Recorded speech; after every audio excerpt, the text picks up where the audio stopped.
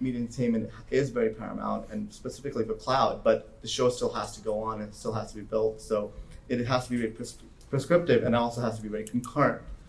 So on those are some of the challenges, or one of the bit larger challenges that we have to deal with, where security is very important, but you have to build it at the time when you're really architecting the workload, or you're setting up your cloud. It is sometimes an afterthought. So how do we do that? How do we make sure that the content stays in the cloud, or stays on-prem, or even private cloud securely? So some of the works that some of the work we have done is we have published a lot of white papers and talks and stuff like that about how to build large compute farms and how to do them in a way that you have your management planes, your data storage, or how you have ingress and egress out of your network secure. Talk about data protection kind of elements, talk about encryption, talk about misconceptions about encryption and how it can give you a false sense of security.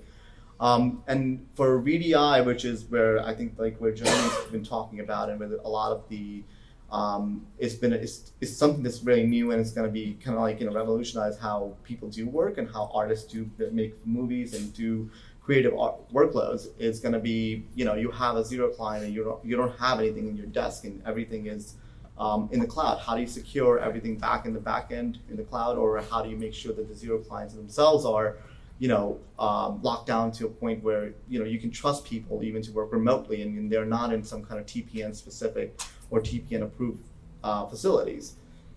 So I work on that arena. I work in the part of where we are looking at security in terms of as we build it as we go along. We build it as we use design patterns, and we reuse security.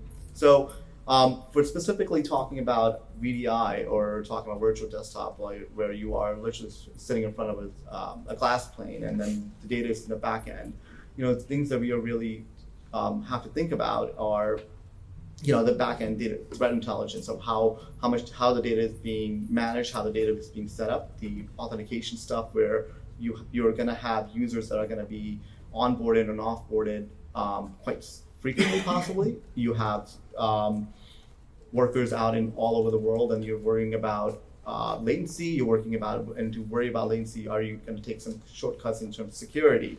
Are you going to cut down some encryption because you're going to need performance? So our work is more about how to set up these infrastructures, instantiations of hybrid rendering and VDI infrastructure in a way that is secure but also very functional. And then as we can go and have this conversation, we can talk specifics as we go along. But I'll let Ian talk about VDI specifically.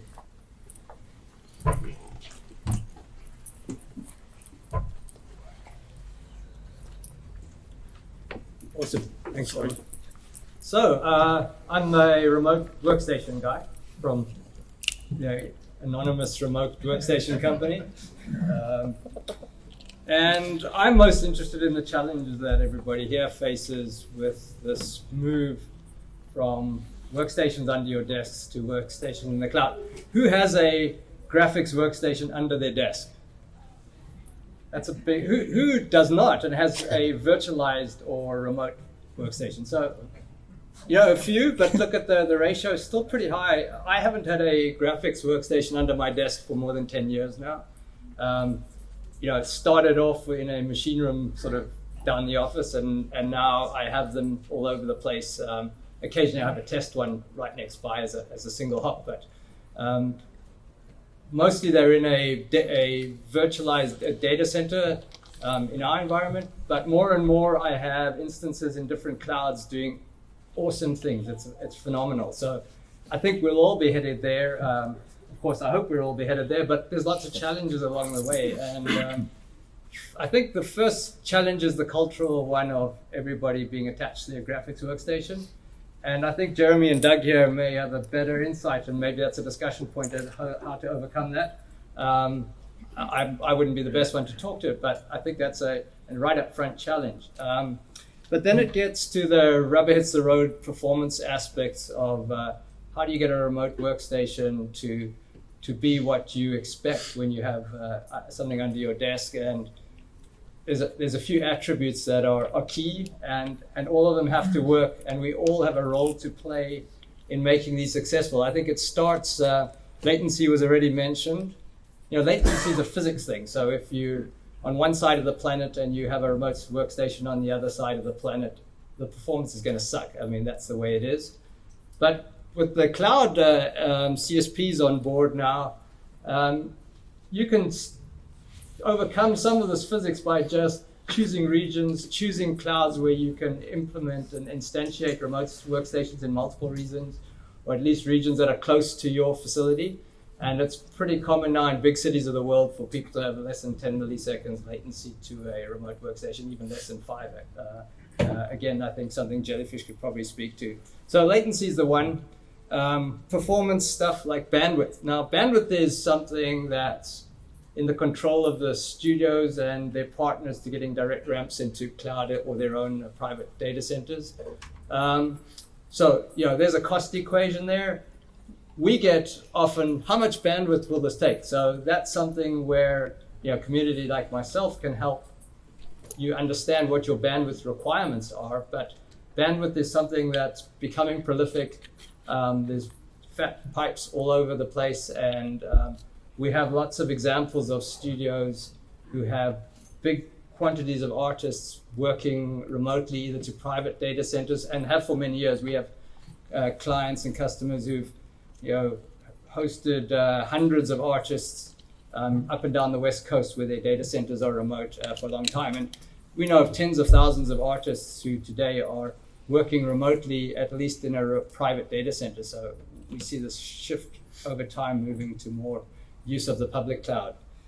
And then the one that's dearest to me, of course, is the user experience, assuming now you have your bandwidth and latency figured out, right? And that's about the accuracy of the imaging. There's not would be the forums going to how that's done, but of course you have to get color accuracy. You have to get frame rates that are what you expect from the local system.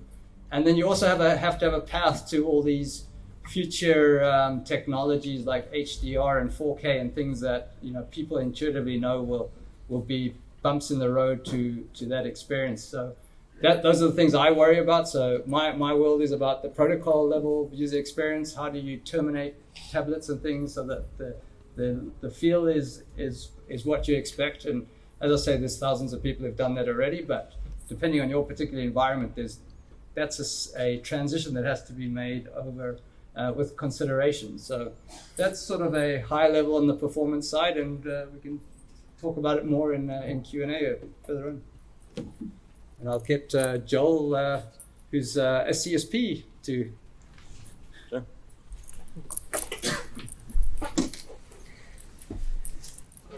Take the easy way around. So, hey everyone. Thanks for taking some of your morning to come and listen to us jaw on for a while. I come from a moderately well-known software company. And so I wear two hats. One is obviously on the cloud side, and yay, cloud for everybody, we like that. But the other is that I sit on the board of directors for the Content Security and Delivery Association.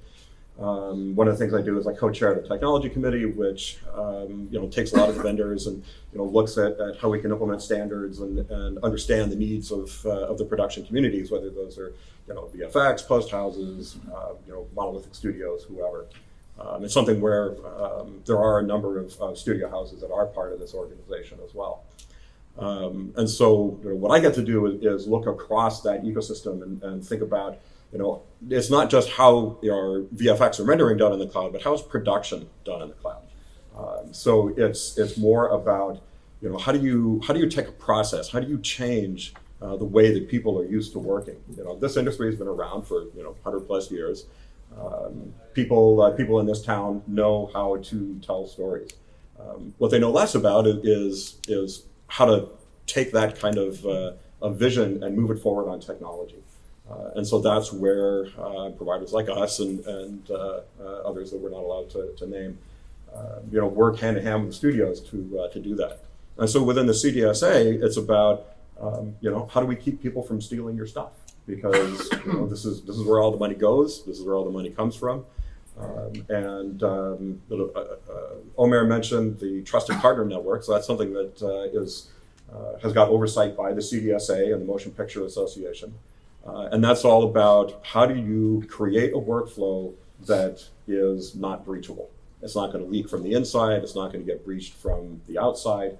How can you comfortably and confidently take content creation into the cloud and know that it's not going to it's not going to escape not just your four walls, but your four digital walls as well. So that's predominantly what I'm here to help answer questions on is how do you keep your stuff yours?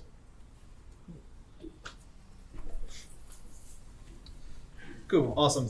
Thanks, guys. So I think that hopefully we'll give like a general overview as to the different areas that to help make an overall solution. And basically at Jellyfish, that's exactly what we've done.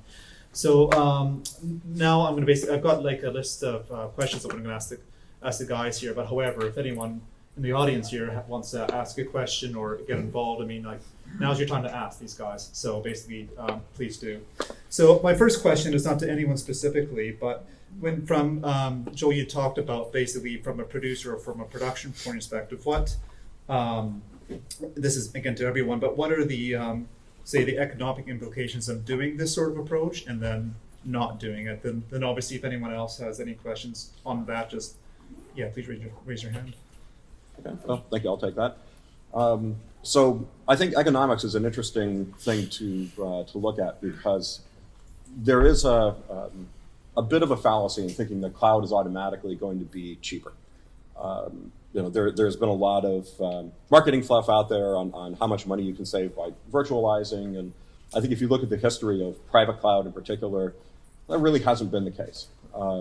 So what we're trying to define it as is how does using cloud and using these kinds of technologies make you more efficient? How does it make you more productive? And on the one hand, that's, oh great, Office 365 or whatever, it's the business side. But what using cloud scale enables you to do is, number one, take advantage of the native security engineering that's part of how a cloud is designed and deployed. But the other is, how does it enable artists to iterate? Because if you are locked into whatever your local render farm is, you've got a big job taking up your whole farm. Makes it kind of difficult to take on another job and run it at the same time. But if you're looking at a cloud environment, then all you have to do is spin up another several tens of thousands of cores and kick off your render job. Or if you need more workstations because you're going to employ another 500 artists on a blockbuster title, then you can just spin up more VMs. But the thing is that it's still not super cheap. It's more cost effective because when the workstations or the render nodes aren't being used, you're not paying for them. But that hardware and that software has to exist somewhere. Someone's going to pay for it.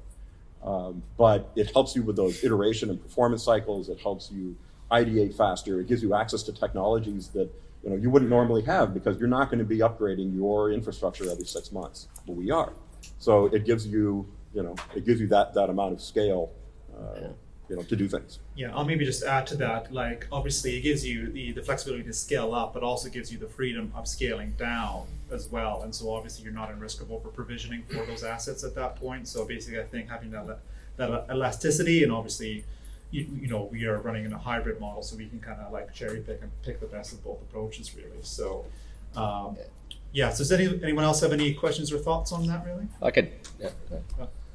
Go ahead. So we're primarily a GPU rendering studio, and in past years I've worked at, we've been really into cloud computing because of, like you said, scalability and everything. But we've been having like a hard time of like figuring out, especially the economics of getting GPU rendering in the farm. Not just rendering, but even like you said about VDI, getting a virtual machine there. I was just curious your guys' opinions about kind of that workflow if you're a GPU rendering workhouse.